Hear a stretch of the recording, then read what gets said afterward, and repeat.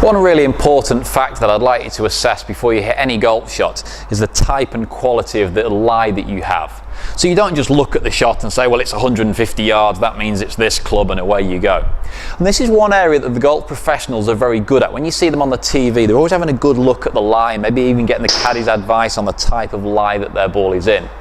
And if you ask a professional, would they prefer the ball to be quite tight in terms of the lie, so not much grass or not very long grass behind the ball, or would they rather have it sitting up on some fluffy rough? The professional would always say the lower, tighter lie. Hence they like to play golf courses where the fairways are very nipped and neat and tidy.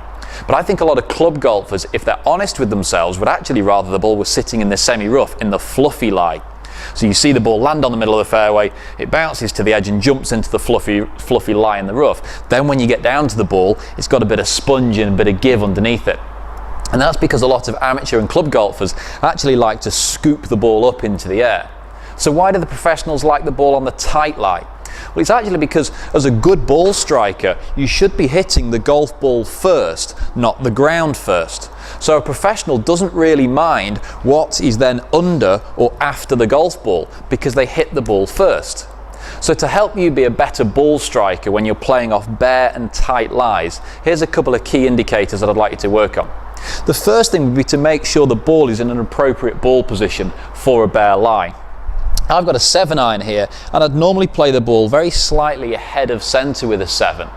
But actually, if the lie is bare and quite tight, I could move it just back an inch into the centre of my stance. That would encourage the ball to be hit with a more downwards blow of club hitting ball first and not trying to help or scoop it up into the air. And that could be appropriate for your hybrid clubs and your mid-irons as well, playing the ball slightly more centrally. If you're playing a 3-wood or hybrid club, you might nudge it a little bit more forwards, but certainly taking the ball a long way forwards towards the leg and then trying to play it off a bare lie could be quite difficult because we'd still like the club to be coming down on the ball. Now, having the ball more forwards, the club would be level or more rising up onto the golf ball, so that could be a lot harder to do. If you put the ball too far back in your stance, you would probably get a good contact, but you may de-loft the club and hit it a bit too low. So it's a balancing act. Too far forwards is difficult, middle should be okay. Too far back, the strike would be good, but the flight would be too low. I'd then just encourage you, if the lie isn't great, to grip down a little bit. Just give you a bit more control on the golf club. So nipping down on the club just an inch, just to make sure you get a really good tight contact. And then one last feeling is make sure you get forwards on the golf ball. We definitely don't want to be caught back trying to hit the ball up in the air. The ball doesn't need hitting up in the air. The club will do that bit for you. So if you've got yourself a good grip, a good ball position, one last feeling is get forwards and hit downwards, make contact with the top of the ball first, and then it doesn't matter what is underneath the golf ball. You feel like you're hitting down on the top, the club gets under the ball, then you take a divot out of the area where there might be no grass, but you'd still fly the ball up nicely.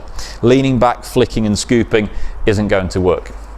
If there's absolutely no grass to stand on at all and you feel it's a little bit slippy underfoot, just widen your stance an inch or two just to make sure you've got a good firm platform and base. But remember, the pros like the bare lies. If you can learn to like them as well, your ball striking will definitely improve.